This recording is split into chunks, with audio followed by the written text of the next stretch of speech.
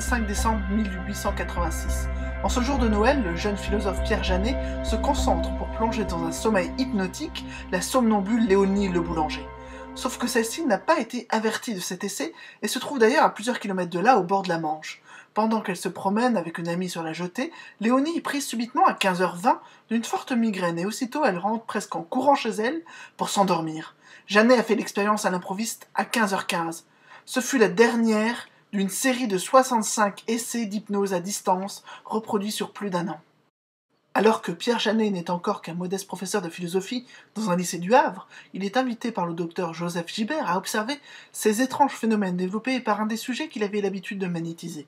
L'hypnose était en train de faire son retour dans le monde médical, débarrassé de la réputation sulfureuse associée à la fameuse lucidité magnétique. Sauf que Gibert et Janet, avec leurs expériences d'hypnose à distance, leurs suggestions mentales d'esprit à esprit, allaient remettre la question parapsychologique sur le devant de la scène. À l'époque où Freud fait ses classes à Paris, les travaux de Janet enthousiasment les membres de la Société de psychologie physiologique, la première institution de la psychologie française. Puis elles rayonnent rapidement au-delà grâce à leur publication dans la Revue philosophique de la France et de l'étranger, le principal organe de la psychologie française de l'époque. Les sujets hypnotisés sont alors considérés comme de parfaits cobayes pour des expériences de psychologie, même si tout un cortège de phénomènes étranges accompagne cette transe. Psychologie et parapsychologie ne sont alors pas encore pleinement différenciés. Or, Janet s'arrête là. Il ne mentionne même pas ses expériences dans sa fameuse thèse de l'être, l'automatisme psychologique, parue 3 ans plus tard. Comment expliquer cet oubli ? Ce n'est pas un problème d'efficacité puisque Janet continue jusqu'au dernier jour à obtenir régulièrement des succès, tout en améliorant progressivement les conditions de contrôle, sans parvenir à l'expérience idéale. Il est d'ailleurs difficile de conclure à partir de ces comptes rendus bien trop parcellaires. À l'image de la jeune psychologie en quête de reconnaissance, Janet semble avoir opté pour une stratégie mettant de côté l'aspect parapsychologique. Son maître en médecine, le célèbre neurologue parisien Jean-Martin Charcot, l'avait mise en garde. « Nihil admirari », que rien ne te surprenne. Janet fait sienne cette devise en l'entendant comme le conseil de se défier des choses étranges et vérifier avec bien plus de sévérité une chose qui prend l'apparence du merveilleux.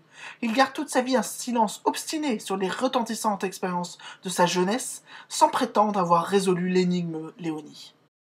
Dès la fin de sa thèse, Janet se voit confier par Charcot un nouveau laboratoire de psychologie expérimentale à la Salpêtrière. Puis il gravit les échelons, enseignant Sorbonne puis au Collège de France, où il obtient une importante chaire. Son œuvre rayonne sur la psychologie internationale, tandis qu'il affiche une position critique, voire condescendante, à l'égard de la parapsychologie. Qu'advient-il de Léonie ? La brave femme de campagne, décrite par Janet, est confiée au physiologiste Charles Richet dès le 28 décembre 1886. Elle avait impressionné le futur prix Nobel en décrivant depuis Le Havre l'incendie de son laboratoire parisien survenu quelques heures plus tôt. Richet affirme tenir, grâce aux expérimentations du Havre, la méthodologie qu'il manquait pour aborder scientifiquement ces phénomènes. Il accueille Léonie à Paris quelques mois chaque année, de 1886 à 1889, et va jusqu'à passer des nuits blanches à ses côtés pour prévenir ses tentatives de triche. Publiant des dizaines de pages d'expérimentation avec elle, il poursuivit la route quittée abruptement par Janet et affirma que la métapsychique était l'avenir de la psychologie. Mais la carrière de la somnambule normande ne s'arrête pas là. En février 1895, Léonie est consultée par Mathieu Dreyfus, prête à tout pour sauver son frère Alfred. Spontanément, elle déclare « Qu'est-ce que c'est que ces pièces qu'on monte secrètement au juge ? Ne faites pas cela, ce n'est pas bien. Si monsieur Alfred et maître Demange, l'avocat d'Alfred, les voyaient, ils détruiraient leur effet. Que voulez-vous dire avec ces pièces ? Demande Mathieu. Des pièces que vous ne connaissez pas, qu'on a montrées au juge. Vous verrez plus tard. » L'existence de ces pièces est ensuite vérifiée et on sait aujourd'hui leur rôle crucial dans l'affaire Dreyfus. Convaincu par ses facultés, Mathieu engage Léonie comme domestique pendant 3 ans. Il se forme à l'hypnotisme et à la parapsychologie en prenant Richet, pour exemple, et ne cesse d'expérimenter avec la somnambule. L'aide mystérieuse apportée par celle-ci obsédera Mathieu durant toute sa vie, tout en se glissant dans les coulisses de l'histoire. L'attitude de Janet vis-à-vis de la parapsychologie s'explique mieux par sa stratégie académique que par un véritable désintérêt pour ces questions, puisqu'elles continueront à l'occuper jusqu'à la fin de sa vie.